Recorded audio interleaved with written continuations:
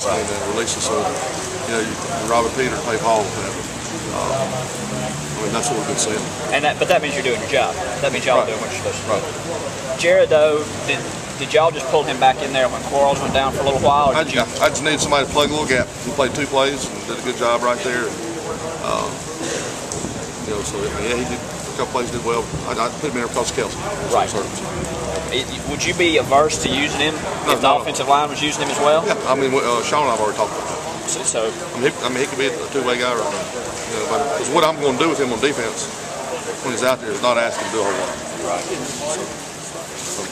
What can you remember having in major college football a 2-way line? I don't know if I've ever done that before. I really don't. Yeah, I have, because I've used some guys, big offensive linemen, sometimes as goal line packages. Okay. Do things like that. I've done that in the past. As far as in the base defense. Grade or just discuss the development of Clowney and Quarles through 7 games. They're both understanding college football.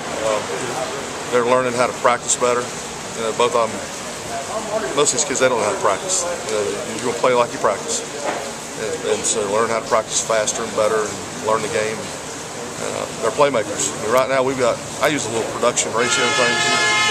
Like if you play 50 plays and you make 5 plays, that would be 2 tackles, quarterback pressure, quarterback hit, and an assist. You're in on 5 plays. Well, your ratio is 10 to 1. For every 10 plays you're in there, you made a play. Well, right now, our 4 top ratio guys with Devin Taylor, Melvin Ingram, Clowney, and Quarles. They're the 4 guys that are most productive players right now.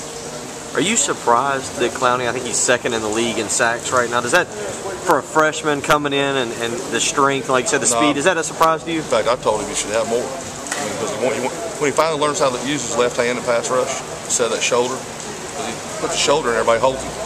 If he uses his left hand, he should have twice as many sacks, in my opinion, because he's had those opportunities. But because he uses the shoulder, he gets help. It was kind of brought up the Spurrier today, and it was talked a little bit about it. It seemed like there was a lot of holding calls that weren't made on Saturday. Did you notice any of that or anything in particular? I can't comment on this yet. Coach, what do you attribute all the turnovers this year? I know in the last couple of seasons, the lack of defensive turnovers was something that had struggled your entire group. What has gone differently in the first half of this season? We got better, more experienced athletes, and athletes can cause turnovers now because we practice strict drill on pass rush every day. Every day we practice securing strip on the quarterback, and it's paid off some. We've done some of that. Secondary's doing a heck of a job. Intercept the ball. A lot of that's because we're doing a better job of rushing the quarterback too. But some years you get them, I guess. Some you don't. We've got better athletes, more experienced athletes out there on a whole. So I think that helps. Coach Spurrier mentioned that he'd like a little better 3rd down conversion out of the defense. What's happening a little bit, especially with these missed assignments? If you miss an assignment and leave somebody open, they're going to find you.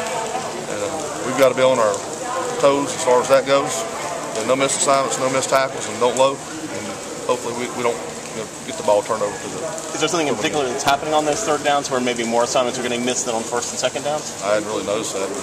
But that's the key to getting off the field on defense. If one guy blows an assignment on defense, it can be 100% catastrophe. What's going on. So we just got to make sure we take care of our details. You basically have a 3-man rotation at D-tackle now with Travian, Aldrich, and Kelsey. Basically, is that what's going on? Yeah. And JT Surratt is making a lot of improvement.